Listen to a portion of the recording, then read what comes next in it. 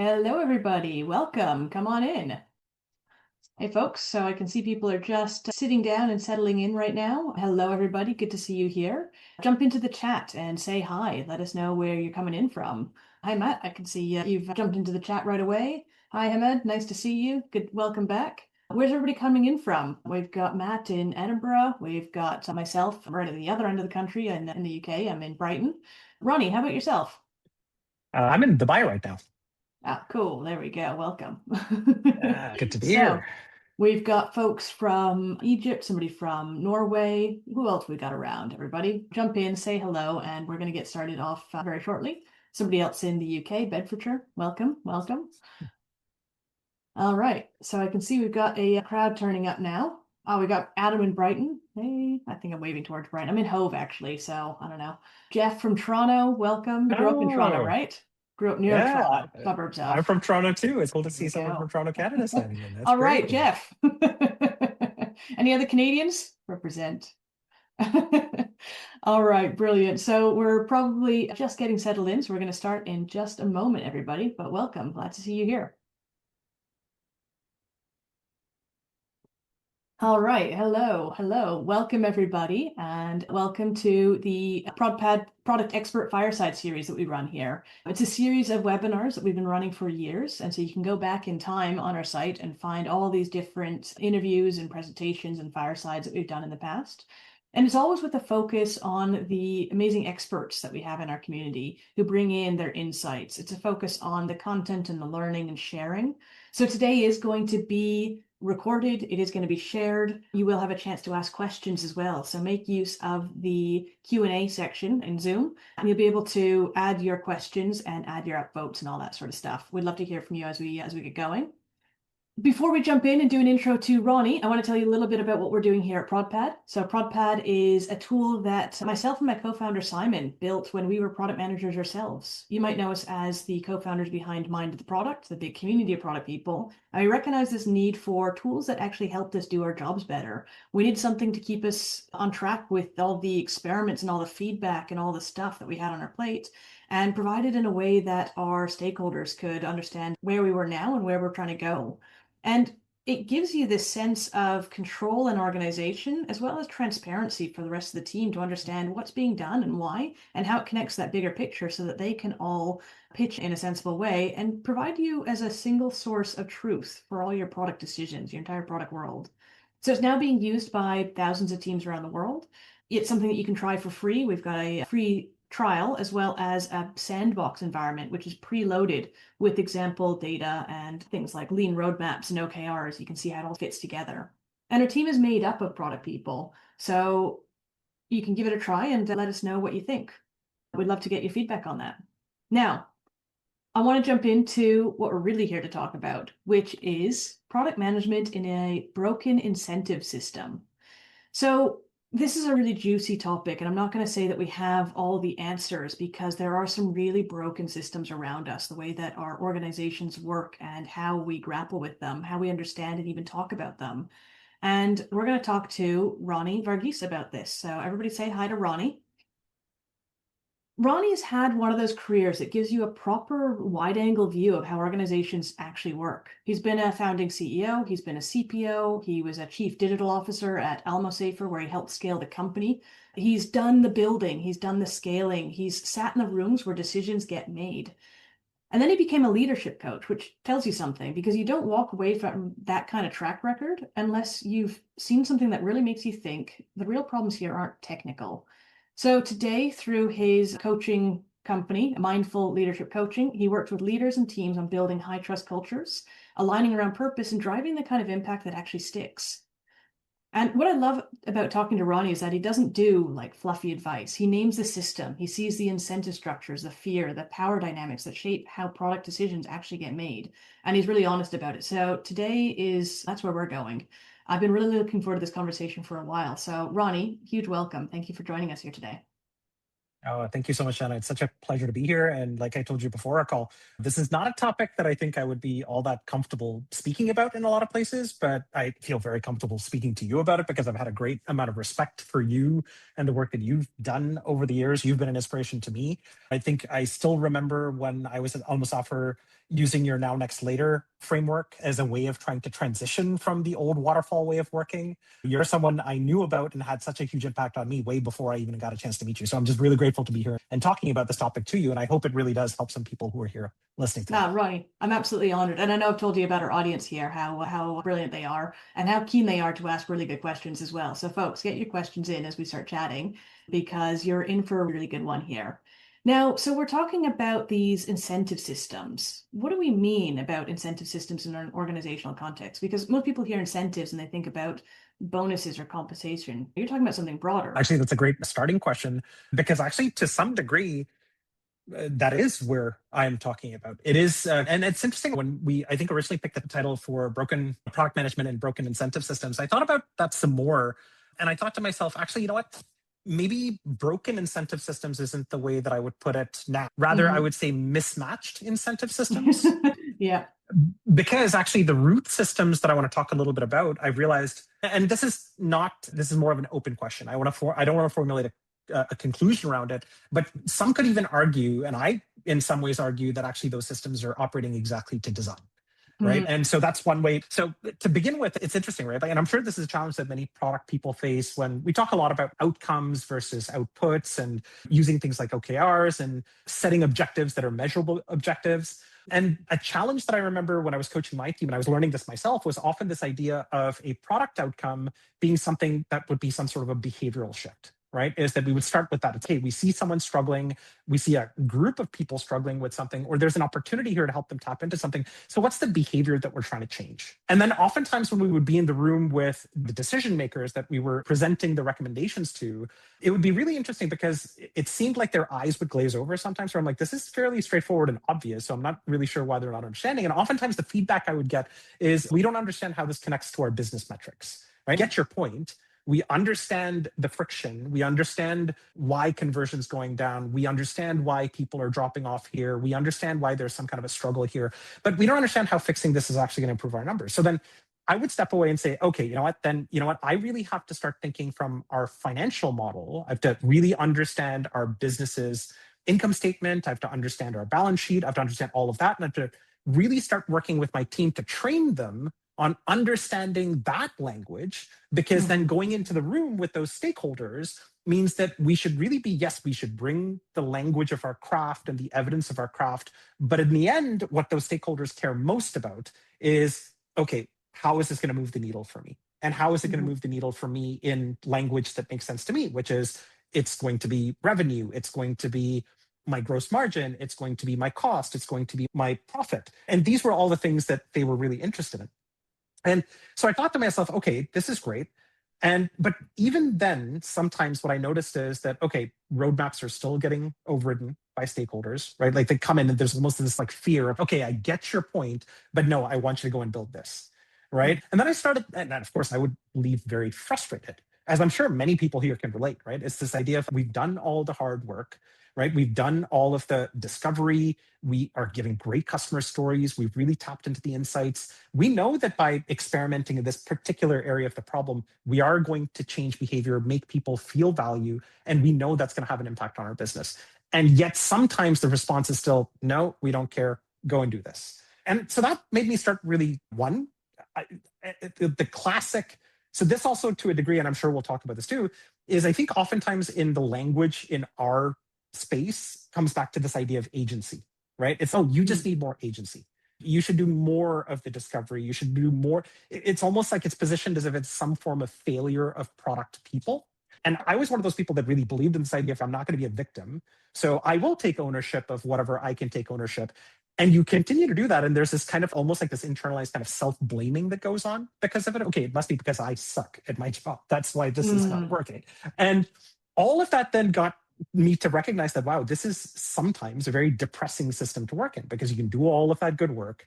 And that made me then dig deeper to really understand. And this is where, as a CEO, it helped me understand it a lot better, much more so than being a CPO.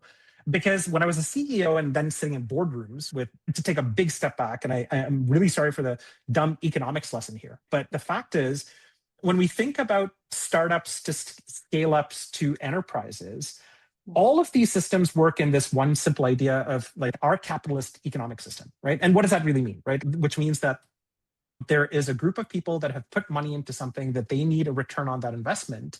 And that return on investment has some sort of a time horizon to it, right? And that might be a year, that might be 5 years, and it's usually a multiple X return that they're looking for. So even if you think about the CEO in the room with the board going through a planning cycle, they have set targets for growth way before any of the discovery has even begun. Right. So at the end of the year, coming into the new year, you're going to have a CEO show up. And I don't know how many of you guys have experienced this, but when I've sat down, even today, some of the CEOs that I coach, when I ask them the simple question of, hey, give me an idea of your vision and your strategy, the answer that comes back to me is not a vision or a strategy or a problem to solve or a market to go after. It's a target. It's a financial target. Right. And they come with a number saying that this is our strategy. And I say, that's really a strategy. That's a number. Right. It's like a strategy is defined as like, what problem are you solving and how do you plan on solving that problem and how do you plan on creating value by solving that problem? Do you have an answer for that? And they usually don't. Right. And again, it's not because they're bad people. Right. But sorry, go ahead, Janna. And that's really telling, right? The fact that they're listing their number, right? Reach this number. That's the strategy to keep their job, right? Oftentimes the CEO or whatever sort of set of stakeholders you have up there, they're holding on by a thread sometimes because they're at the whims of the board. They're at the whims of external stakeholders who often have more power than they do, who are setting these. And actually that is their strategy, is they just got to hit that number and that way they get to hold on to their job. Now, is it a strategy? Not for the company. And that's the piece that they're missing and ends up getting translated badly down these different chains. And that's where you start seeing this concept of this, whether we call it a misaligned or broken incentive system. But ultimately, everyone has different goals that they're sometimes not saying themselves to the people around them, which means people are pulling in different directions. Yes, absolutely. A very personal story is that I used to remember sitting in quarterly, I don't call them quarterly planning, but we used to have a cycle where before going into every new year, we would sit down and kind of plan for the next year, which is we would come with all of our problem statements, right? That came from our discovery. And we would say, okay, if this is what our objective or this is what our target is, then these are the problems that I think we should go after. We don't have a solution for them yet because we still have to go and do the solution discovery, but we're quite sure based on the evidence that these are the problems we should prioritize, right? And oftentimes I would see my CEO pick apart not the logic, but he would pick up the people, or he would pick apart the fact that it didn't come with a solution that gave him a sense of clarity or a sense of it's because I think there's something about, again, roadmaps, right? Roadmaps are there to really solve a comfort problem, at least in my perspective, right? It's there to give confidence that we are clear on a direction to go. So I think giving people a roadmap gives those individuals, and remember, this is really important, they might have a title of CEO, CFO, COO, whatever you want to call them, but they're people too, right? They're people that have their own fears. They're people, just to your point, is that they have someone that they answer to as well, that have put a particular expectation on them to deliver something for them to keep their job, right? And so they'll come into the room and they don't talk about that. Right? They don't share about their fears. They don't share about their insecurities yet because they feel like they have to be the ones to show confidence or have the answers. And so when my CEO would have a go at members of my team being angry or being upset or picking things apart, we would leave the room and I'd sit there with my team and they'd say, I don't understand, like, why did he pick that apart? Or why was he so upset? And I would tell them, listen, guys, I'm not making excuses for his behavior, but I think what you guys don't recognize sometimes is that he's a person too. Right? He's a person with a heck of a lot of fears, and we have to answer to him, but he has to answer to everybody. He has to answer to us as his employees. He has to answer to the market. He has to answer to, and in this case, I say he because it was specifically he, but it's she or he, whoever is in the position of leadership in that. It's a scary place to be. And that pressure where their compensation is tied to those targets, where they're and it could be in the form of whatever their salary is, could be in the form of whatever shares they own, oftentimes is very tied to short-term incentives, right? And that leads to this whole idea of, okay, if the financial plan is set before any kind of discovery is done, and that's done in a waterfall model, then the things we're doing within that system are constantly competing against that. And so give us some examples. You say that a lot of these incentives are based on like short term. A lot of these movements are based on short term incentives. What do you mean by these short term incentives? What does that look like for a real CEO? So in principle, a lot of that operates in the form of some sort of so let's say a scale up, right? Most scale ups that I've worked in are less concerned about profit and they're very much concerned with growth, right? And actually, we can look at it in today's world, right? If we look in the AI world that we live in today and you look at all the buzz around it, most of what we're seeing in terms of the metrics in the public sphere are all growth metrics. And that's what these companies are competing on, right? They're competing in the market on whether it's OpenAI, whether it's Anthropic, whether it's Perplexity, any of these companies. The most important metric that these companies are displaying to evaluate themselves and how the market values them is based on the number of people, the percentage of the market or the active users that they have. You can imagine there is a C-level executive in there where their compensation is tied to both the continuous growth of that number and also to how that number in their company is competing against the market. And that individual is directly tied to growing that. Now, growing that does not imply that it's necessarily creating the greatest value, right? Because there's a number of things that are done just to attract people to the platform.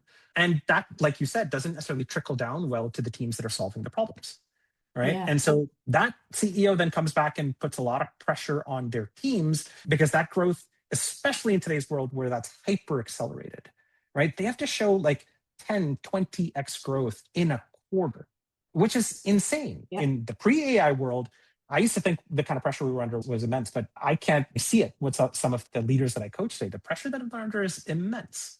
You know? Yeah, and the reality of if they don't hit those numbers is going to hit them like a brick, right? You don't, if you have a bad quarter as a CEO, maybe you make it through. If you have a few bad quarters, then you're out. The board will often replace you with somebody who is willing to do growth at all costs. And this is often Absolutely. why, this is why I often see companies who they had the chance to take a leap of faith on investing in R&D or investing in an acquisition that would have been transformative for them, but they don't do so because they're just so focused on getting those numbers, moving it up in the right direction, that they're not actually willing to take a look around and say, actually, we could try to go for this thing. This might take a bite out of us now, but could be impactful for us later on. Like examples like Kodak, for example. Kodak held all the patents for digital photography, but they got eaten alive because they didn't dare jump into it. They thought it was going to slow them down, when in fact, that was the direction they had to go. Or things like Blockbuster. You hear this rumor that they apparently turned down an offer to buy Netflix when it was much, much smaller. Right? It's like Yeah. they could have moved into that, but they stuck with their guns and just continued to grow what they were trying to do. Now, I wish I were a fly on the wall in those rooms when those conversations were happening. I didn't get to see what they were making or how they were incentivized or anything like that, but it is a pattern that we see over and over again. Absolutely. And actually, you touched on another thing, which is once an organization or a company has gotten to a certain size, there's an added risk that the leaders in that company have, which is they cannot lose size. And so they become a lot more risk averse to do experimentation as well. So that's why sometimes, and I'm sure many of us may have gone through being at a startup versus being at a scale up.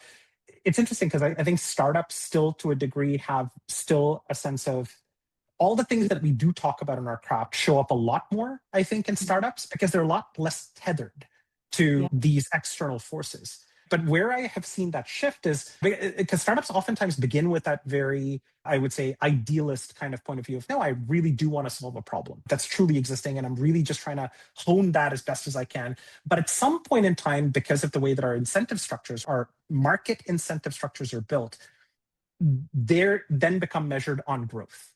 And that growth, our system has created this concept that you need to get external investment, whether that's from a VC or some other investor to come in.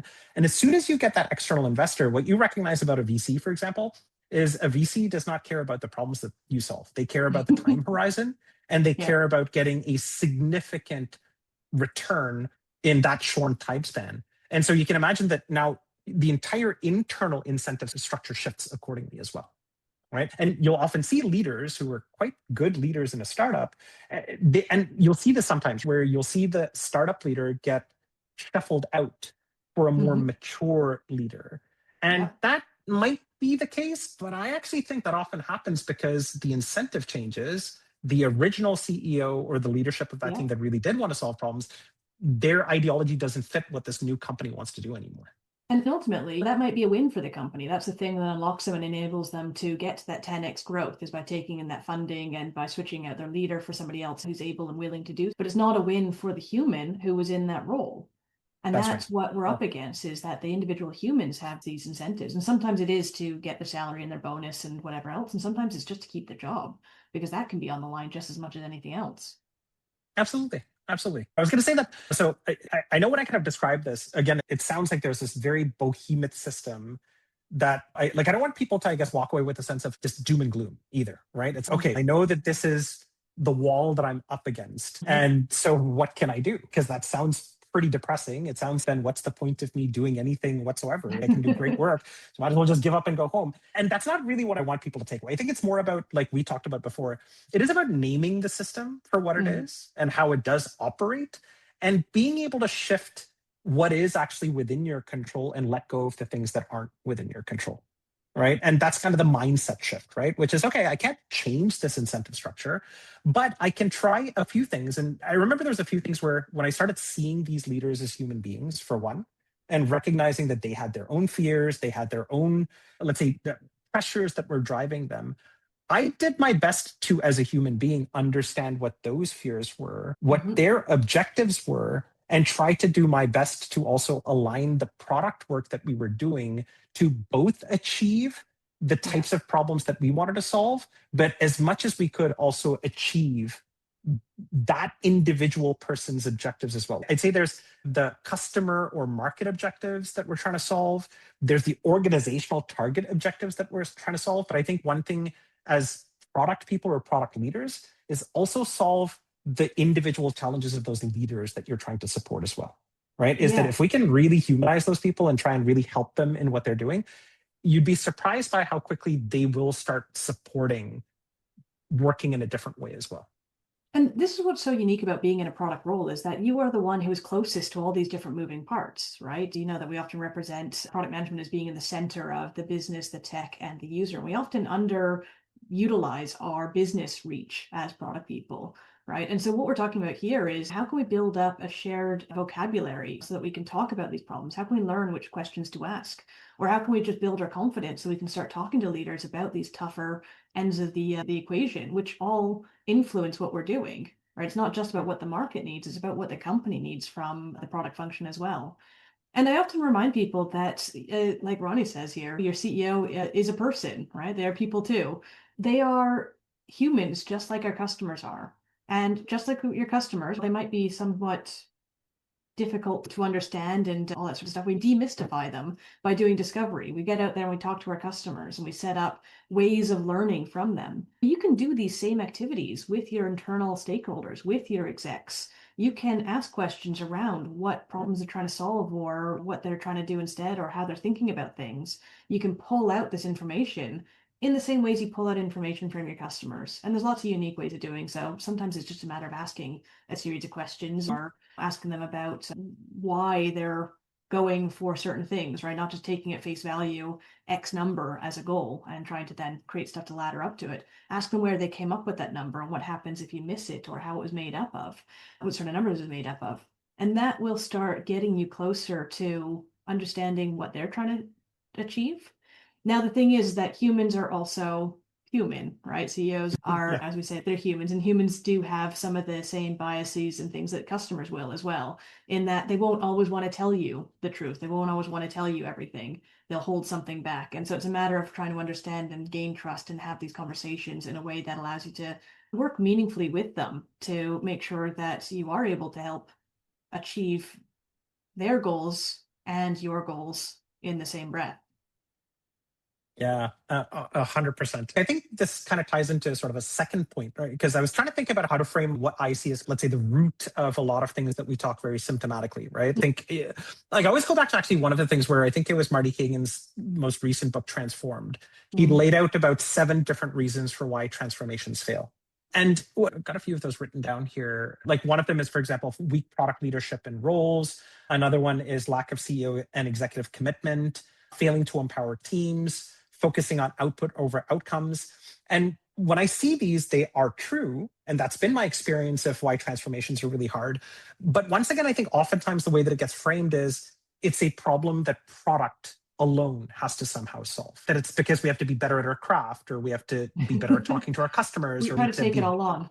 We do. Like, I think product people take it all on. And what I'm going for in terms of the root of the problem is there's root one is understand the actual business incentive system that actually works quite contradictorily to all of those things that we're trying to do in building an organization that operates in this model.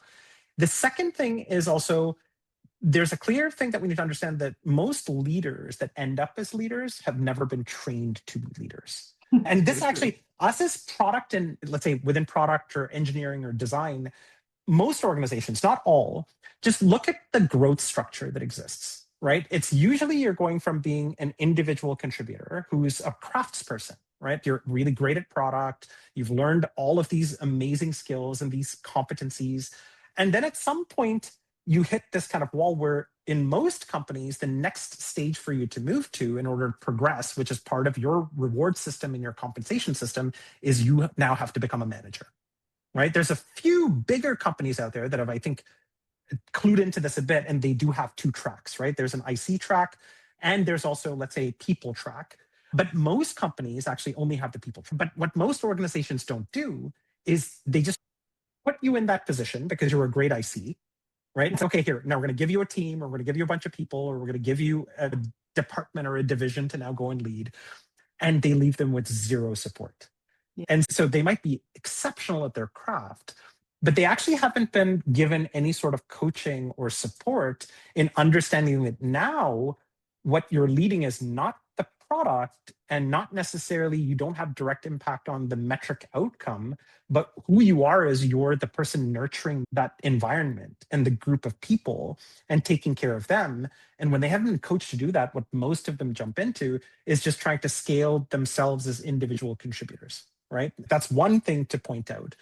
The second is that those other types of leaders, when we look at our senior finance leaders, our senior HR leaders, or our senior, like our CFOs or our COOs or CMOs, oftentimes those people don't end up in those roles because they're people leaders either. They end up there because, again, they've successfully achieved sort of very high level financial targets. That becomes their credibility, and they will move into other companies to do similar roles. And so what you have is you have a group of people that are leading that have not really been given emotional intelligence tools.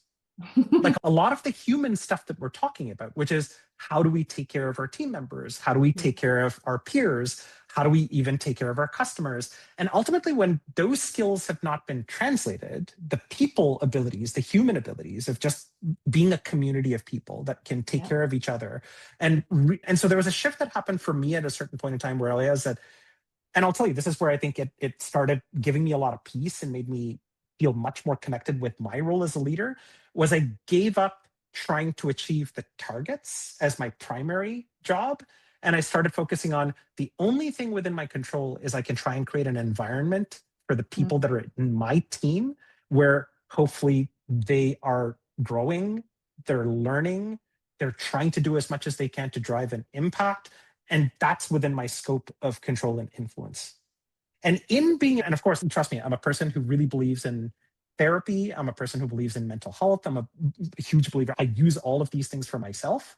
And they have given me a set of tools that allow me to connect with other people, including those senior leaders who struggle. So that's definitely one other thing that I want to talk about, that people should invest in themselves to do that for themselves, because most companies won't. Yeah, and we're talking about something there. This is why psychological safety goes both ways, right? So we have to remember that the people who are in these positions often rose up. It's not because they're necessarily better or smarter than the people that report to them. It's that they've been in that position longer and have moved up their career, but they don't necessarily have the training or the know-how to do what it is that they're doing now. Remember, every business, every company is a unique creature.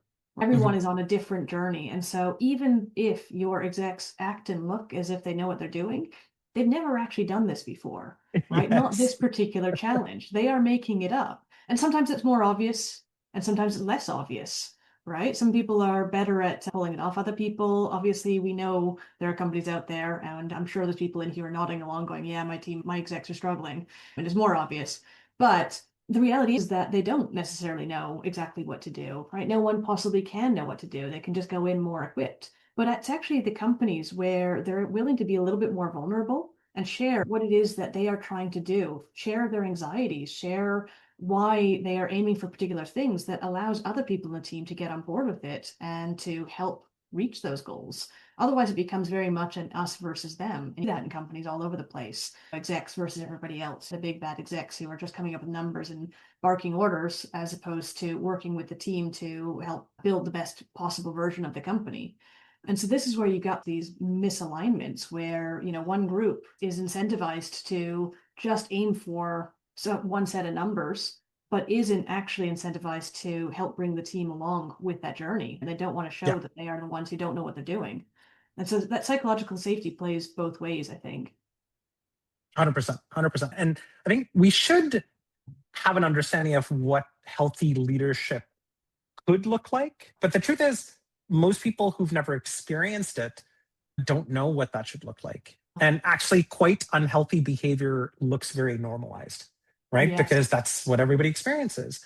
And I think having a better understanding of what actually is healthy and what's not healthy then allows each of us within our roles to be able to make conscious decisions about, wait a second, okay, I can't change this person, or I can't change the way that this whole entity operates, like you said. But what can I do within my immediate sphere, my team, the people that I interact with?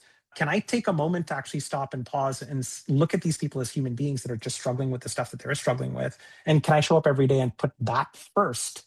And then I'm also a believer that if we do put that first, and this has been my experience, the natural byproduct is that we will actually have a better chance of hitting these financial targets too, right? Or these metric targets, because it's just a safer environment for people to work. This takes me back to a story from when I was a baby product manager myself many years ago. And I joined a company that it was within the first couple of months, I realized that something wasn't right with how they were operating. They were very much a sales driven type company, but they were VC backed with this expectation that they were going to grow like this any day now. But I was looking at it and realized that there wasn't anything that they were doing to actually get to the point of growing. They were just taking orders from customers.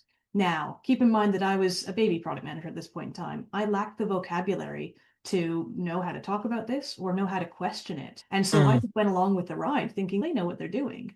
And it was only years later they went under, they didn't make it. It was not surprising in hindsight. And it was only years later that I built up enough vocabulary that I wish I could have said to baby me, going, this is what you should say, this is what you could do. Maybe there were things that I could have said to raise the alarm or to point out that what product was doing was not going to help them make it to the next year. And I hope that product managers today, because we get the chance to actually share and learn, this is before I knew all the product people, product managers, when they get together, share and learn and create this vocabulary, create this knowledge of how companies can be well run, how companies can be badly run, and what to do about them in these different situations, that it actually builds up our ability to pull the companies in the right direction. But to your point, 100%. Ronnie, it's not always up to the product manager to pull the company in the right direction. Jenny's got a question here around what's your view on stripping out bonuses and simply increasing salary bases? Do you think it helps to drive better behavior? And I want you to answer that question, but also we got to think about it, because us as product people, we don't get a say on stripping out bonuses. I wish I could sit above it all and just dictate how we might create these better incentive structures. But we've also got to think about what we can do in our roles as product people. Is there any more context in the question, or is it just as with No, that was it. That's the question from Jenny. I would read that as, in theory, if we didn't have these bonuses and we just had people working with salary bases, would that drive better behavior? And I've got some thoughts on this, but I'd love to hear yours as well. Yeah, so I'll give you my perspective on it. And I'll say this from the perspective of like how I built my product organization, right? And anything that I did when I built my product organization was built on a few different inputs, right? One is that there's a brilliant book. It's called $1 Trillion Coach. It's about Bill Campbell, right? Who was actually one of the coaches. The reason why it's called $1 Trillion Coach was because he was one of the most senior people at Apple. He coached Steve Jobs, many of the senior people there. He himself was the CEO of, I forget the name of the insurance company. It was a fintech company that he was the CEO of. And then he went on to coach the Google founders, the Meta founders, all of these things, right? And he was in the background. And so a lot of his philosophy informed me in terms of how to build an organization. There's other sources. There's one called The Speed of Trust, which is by someone named Stephen M.R. Covey, who's actually the son of Stephen Covey, who wrote the 7 Ah, Habits of Highly Effective yeah. People. And this is, again, a brilliant book because his book really tangibly describes what trust actually means and how to build a trusting environment. And so, based on all of these things that sort of informed my own experience, there was maybe 4 or 5 different things that I thought all have to be there to make it a place that can have a great culture, right?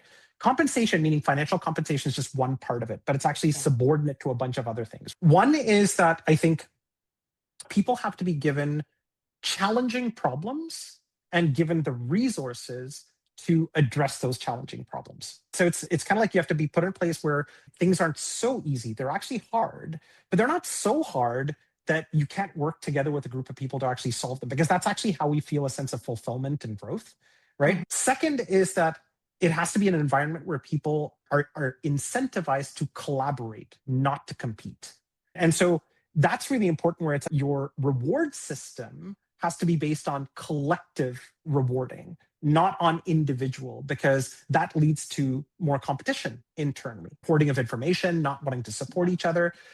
Another is that it has to be a place where people are given resources to constantly be growing and learning, right? Because, okay, you're challenged with hard problems. You need to be given the resource to address those. You want to be working in safety with a group of people. And then as you solve challenging problems and they become easy, you need to be given more learning and development and more coaching to address even harder problems.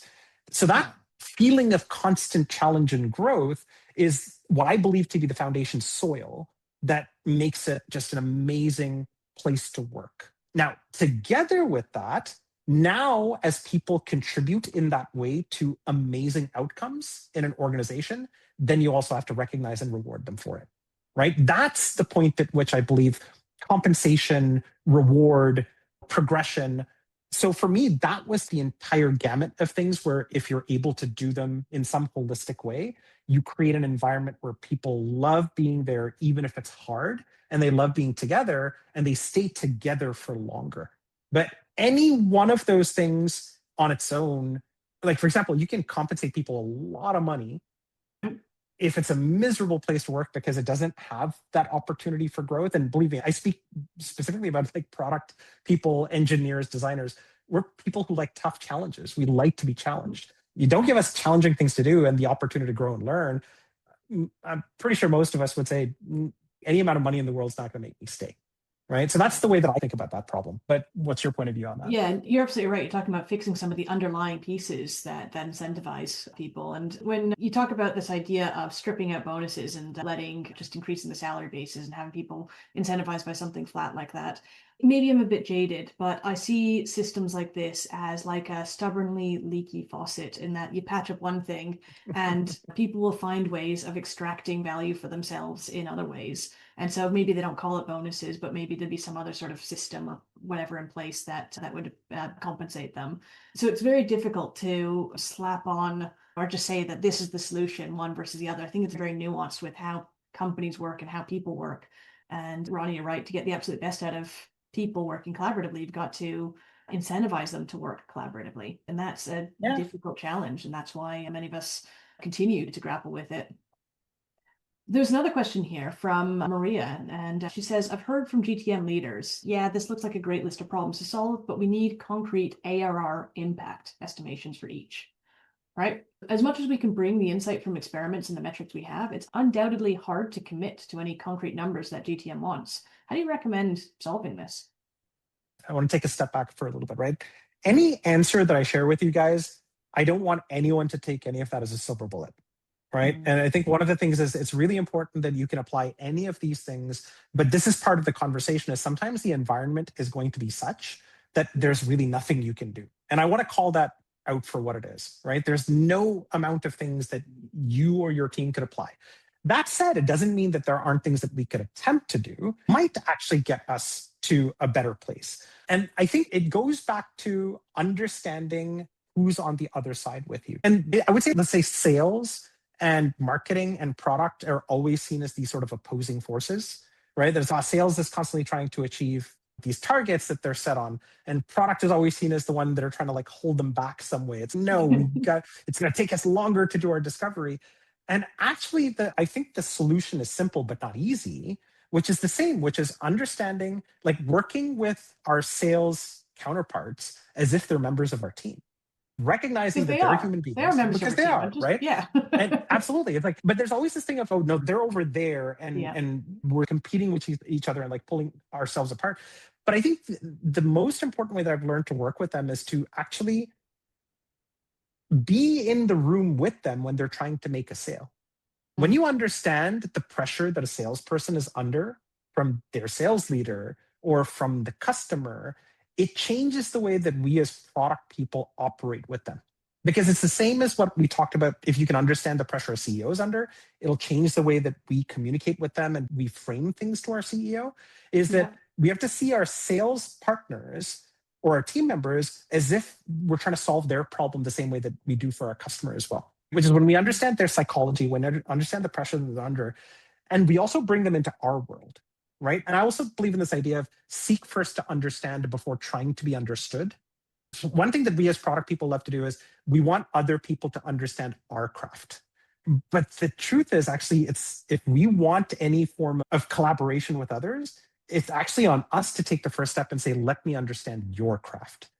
And Go to ahead. reframe this in product management terminology, this is doing discovery, right? So we're talking about how you do Yes. discovery on the execs within your business, talking to the salespeople to understand, hey, what is it that they've asked you to do? And this is what they've asked us to do. And this is what they've asked this team to do. That gives you insight as to what the underlying goals of the business are and helps you course correct to make sure that you are putting together something as a collective team, because you are on the same team, that actually helps the business move forward in the right directions.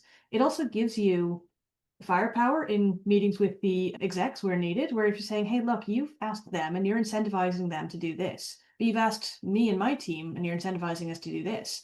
If they win, then our thing goes down. If we win, then their things go down. What is the goal for us here that allows us to work together? You can't have two teams with opposite goals and only one team can actually do well in that because it forbids the other one from doing well in theirs. You know, the example being if sales is incentivized just to get short-term sales and close new deals, and they're allowed to sell anything, doesn't even have to be on the roadmap yet, then that's going to slow the product team down from figuring out what it is that's going to help the company do the big growth curves that they've been asked to do. Two things are pulling against each other. And that's when you say, well, you've been asked this and I've been asked this. We're being played against each other. Let's go talk to the top. And that gives you to go talk about. I'll give you a really funny example of this. It's not a sales and product example, but it's actually a customer support and product example, right? Yes. And so we were given this very interesting product. And so one of my last companies was a travel company. So we used to get people that would call in about issues with their flights or their hotel bookings. And for some reason, we were seeing this challenge where we were getting very low NPS numbers after the customer service calls. And then part of it was around, they gave this problem to our product team to say, hey, make the customer care team more efficient, give them more data, make it easier for them to serve the customer. And we said, okay, great. And it's interesting. Oftentimes what we will do is we will go look at it as being like, okay, let's go look at the interaction problem. Let's go look at customer recordings. For whatever reason, I got very curious and I said, I want to understand what is the incentive system that works within customer care. And what's interesting is, so customer care in this company worked on commissions. So they had a base pay and they had a variable pay.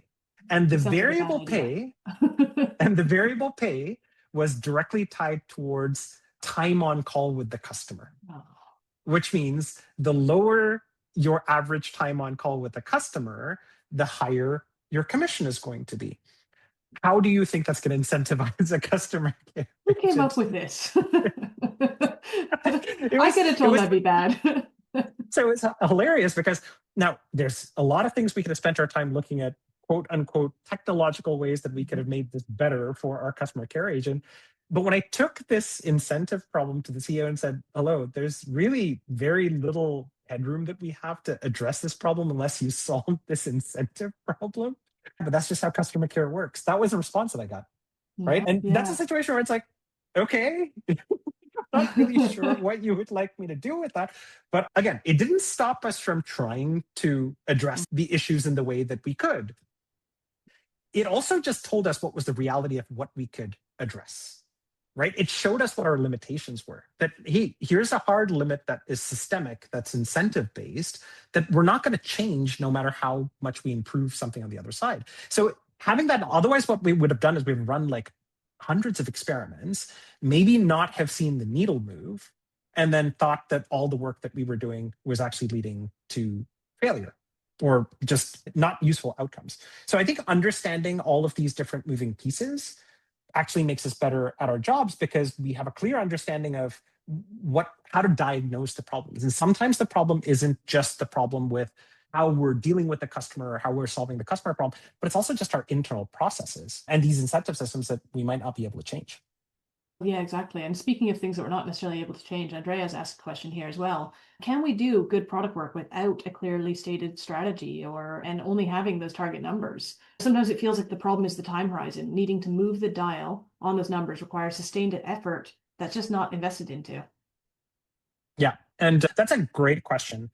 And this ties to really, again, going back to the idea of what's not within your control and what is within your control. And what is the mindset with which you can operate, right? I'll be honest with you guys. I think when I took over this role, I think in my first year, there was this constant trying to like, okay, we need to hit our timelines, we need to hit our roadmap.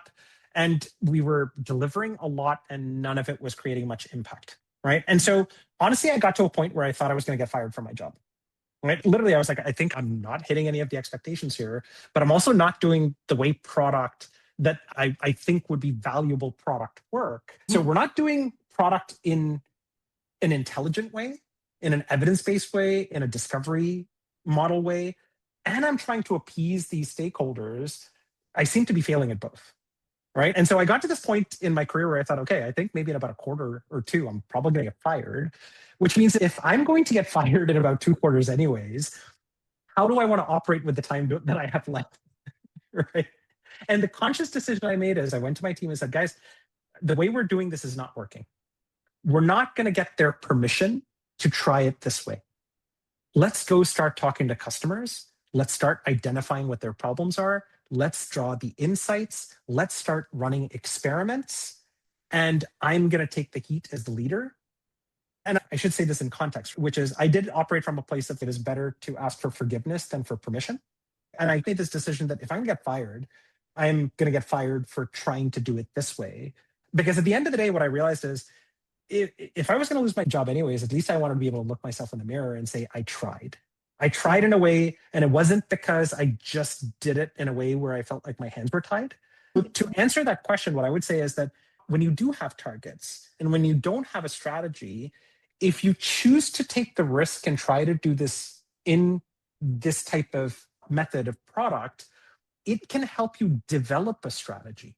It can help you then have something that is a real vision that you can take back to your leadership team and say, here's something that makes sense. And if you're trying to release things and measuring the outcomes based on the insights that you're finding, there's a pretty good chance that you're going to start driving impact.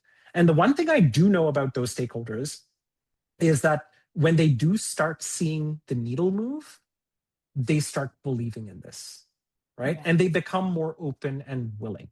But once again, not everybody, because I do believe that it does require leaders that have some level of open-mindedness to being able to see that outcome and shift their mindset when they do. And Ronnie, that was a great story because you were talking about basically this company wanted to, based on the way that it's set up, the way that it's incentivized, wanted to have you run things in a particular way, right? Sales had sold this, or we've got to do this thing. So now you've got to deliver this thing by this deadline. And you tried to go at it. You knew that it wasn't the right thing to do, but you tried your best at it and then realized it wasn't going to work and you might get fired. And there's that moment when you thought that you could get fired, that you realized, actually, what's the worst that could happen? That's when you started then frankly, organizing the team in a better way and asking the tougher questions. Now, in hindsight's brilliant because you now know that you probably could have started doing that from day one and just gone to their plan. I actually know a better way of doing this. But sometimes you've got to go through it. You've got to try it their way. You've got to try it. Just get a sense as to what's in there. But if there's anybody out there who, I'm sure there's people listening who are in a position where they're going, something doesn't feel right. I don't think this is going to help me hit the goals. I know I'm doing it how I've been told to do it, but I'm not sure if I can break out of this. you probably can break out of it earlier than you think you do. You probably don't need to get to the point where you think you're going to get fired to step up and start asking the tough questions and taking a few risks. And I recognize, and I say this from a place of privilege, it is a risk, right? There is the chance that maybe, Ronnie, you were about to get fired, and by stepping out, you could have been fired first day. We don't know. But we do know that there are most likely better ways to build things and get the team on board with stuff by breaking the mold a bit, by asking for forgiveness rather than permission. Yeah, absolutely. And I think you mentioned something that is a really important caveat, right? Which is that it is a privilege to be able to make that choice. And there's a lot of people who are going to be in organizations or in cultures or working under leaders where you have a personal life context where it's no, I need this job and I need the paycheck and I need to support my family and I can't take this risk. And I am actually in an environment where even if I tried, it would piss somebody off so badly that they would most likely fire me pretty quickly. Right. And that is something that a person has to be conscious of and make a very deliberate choice for themselves of, is this okay for me to accept? And therefore I have to accept that maybe there's not as much I can do here. And that's the type of awareness that I think people should have, hopefully also with the help of support. And that's why sometimes we can't be really objective for ourselves. That's where a coach, a mentor, someone even who's a peer at another organization who's not in the middle of it with you can oftentimes be more objective and be realistic for you. Because I'll also say that two things happened to me in that situation, because I don't want to make it sound like I was some sort of a hero doing that, right? Like I wasn't, right? Like I'll tell you, like a part of it was, it's like I had the privilege to be able to do that. Sure, if I lost a job, I knew I was going to be okay, right? Second is that I was in a place where the results did change the mind of the people who were there, because the people I was working with were ego-less enough, right? That they were like, oh, you know what? At the end of the day, the result is all that matters to me. There's some places where you'll be working with people where even if you're achieving that target, the politics of the place or the egos involved, just somebody's ego is going to get bruised and get hurt that, oh, somebody else seems to be doing the good work. And they're not going to feel good about that. And that's going to lead to all kinds of things. This stuff is a lot more complicated than it looks, but it is important to have those conversations with other people to figure out what's the right choice for each and every single person. And remember, it's not your job to be the hero, right? You can't save every business. I look back at this story from when I was a very new product manager and I didn't have the vocabulary to talk about it. And I think maybe if I'd done some things, maybe things could have moved in the right direction. But actually, realistically, the company was going to go down anyways. It went down 6 months after I left. And I look back and what did I take from that? Yeah, I didn't save the company, but that wasn't also my job. What I did take from it was some really good lessons on how to run and how not to run a business that allows me to take that forward in my career. I don't want to put on people going, oh, you have to go do this thing and step up and say these things and then it'll all fall in line. Sometimes it will. And actually, it's definitely worth a try, or oftentimes worth a try. And it's with breaking that assumption that everybody above you knows what they're doing or has told you exactly why they're doing things in a certain way, but actually sometimes just asking those right questions can unlock information that you can use to help shift the way that the company itself works. Ronnie's coming from a place where it actually did shift the mindset. It is possible. That said, absolutely agree that this is something that is coming from a place of privilege. It's a place of saying, hey, you know what, we can take this step outwards. That said, Ronnie, you're absolutely right in saying that a lot of people could benefit from having coaching or guidance or additional help in that sort of sense. Ronnie, do you want to tell us a little bit more about what you're doing with Mindful? Oh, yeah, absolutely. For sure. You mentioned it a bit in the intro. It was probably about 3 or 4 years ago when I was in the middle of doing that CPO role. At some point along the way, what I came to realize is the part of the job that I actually loved the most was actually seeing the people that I was working with grow. And because of some of the training that I've had and the work that I've done, that I had amazing coaches who supported me. And my leadership style was very much a coach leader style, which is I really believed in helping people grow into having the skills and the capability, but also the emotional intelligence to do this type of work. And so when I came to the natural conclusion of that role, probably about a year before that, I was thinking about what do I really want to do? And what I realized is actually I want to help other people become that type of a leader, like a leader that fundamentally cares, someone who cares about creating the environment that makes it great for other people and other coach leaders in the world. And so that's where I went off and said, hey, this is what I'd like to do for the rest of my career and really help other leaders. What's interesting though is I'll give an example. Either I'm really good at what I do or I'm really bad at what I do. Because in the last year, there's been at least 3 of the clients that I've worked with where what they came into coaching for was they came into coaching, which is they were at the VP level and they wanted to break into the C-suite. And their sort of objective for coaching was, I want to make it to the next level. And we worked together for about 2 months. And at the end of the time that we worked together, 2 out of those 3 actually decided to leave their job and go do something different. Because one of the first questions that we start off with in coaching is, what do you think is truly going to make you happy? What's going to make you feel fulfilled? And what do you think this promotion or this bigger scope of a role or this increment in your job, what is it really trying to achieve for you? And then in the work that we do together, we actually try and dissect, is achieving that really going to help you achieve that? And with at least 2 of those people, what they came to realize is, oh, this is what I think I need to do because I'm not very happy in what I'm doing right now. But I thought that by getting to that next level, I'm going to get there. But they came to realize that actually, no, that's not what's going to help me achieve what I want to do for myself. Now, in other cases, yes, that is what people moved on to do. But I think that's what coaching can really help people do, is to really recognize who they are and what their values are and what's important to them, and then bring that to the work so that you can really feel true to yourself in what you do. Fantastic. Sounds like a huge amount of impact that you're having there. So really appreciate hearing about that. Thank you so much, Ronnie, for joining us. Just before we go, I want everyone to get this into their calendar. We're going to be back May 28th. We're going to be talking to David Pereira all about another hard truth. AI made you faster, but did it make you any better as a product manager? So we're going to be diving into that. Same time, same place, May 28th. So get that in your calendar, and the invites for that go out soon. In the meantime, huge thank you, Ronnie, for chatting to us today and sharing these absolute ground truths that we see in these companies. Really good to bend your ear on that.